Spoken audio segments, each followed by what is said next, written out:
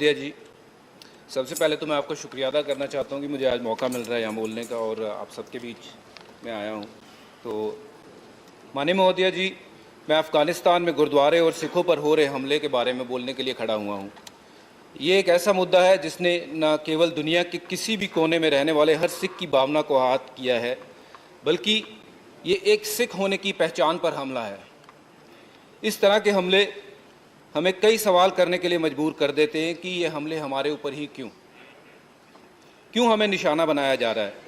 दुनिया भर में गुरुद्वारे, चाहे वो कोविड के दौरान या गुरुद्वारे ही नहीं थे, वो भोजन और हर तरीके की चीज़, ऑक्सीजन को लेकर के उन्होंने हर तरीके की चीज़ लोगों के लिए उपलब्धित की थी। स्वतंत्रता के बाद के समय की बात करूं तो देश के सिखों के योगदान के बारे में हम सबको पता है। जीडीपी की बात करूं, रोजगार की बात करूं या दान धर्म की बात करूं तो सिख हमेशा सबसे आगे रहा है। सिख समुदाय भारत और अन्य देशों के बीच संबंधों में एक मजबूत कड़ी रहा है। वो अपने साहस, पराक्रम और कड़ी मेहनत के लिए जाने जाते हैं। और ये सब होने के बावजूद हमारे साथ ऐसा सलूक क्यों? 18 जून को काबुल में गुरुद्वारा दशमेश पिता गुरु गोविंद सिंह करता पवन में कई धमाके हुए।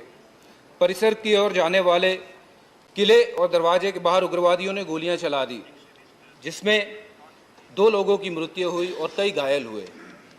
25 मार्च 2020 को आईएस के बंदूकधारियों ने आत्मघाती हमलावरों ने काबुल के गुरुद्वारों पर राय साहिब पर हमला किया। बताया जाता है कि इमारत में 200 लोग थे, जिसमें बच्चों समेत 25 सिखों की मौत हुई। राय साहिब गुरुद्वारा हमले में मारे जाने वाले जो लोग थे, उनके अंतिम संस्कार के अगले दिन फिर और एक हमला हुआ।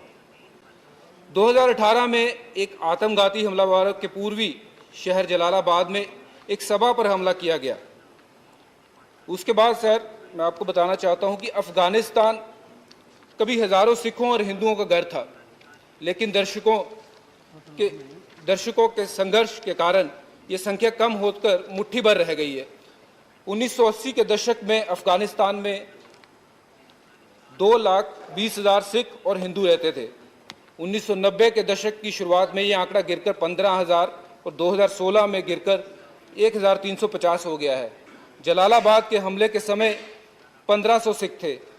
अब उसके बाद लोगों ने ये सोचा कि हम यहाँ नहीं रह सकते। तालिबान के सत्ता में लौटने से 300 लोग और कम हो गए। 300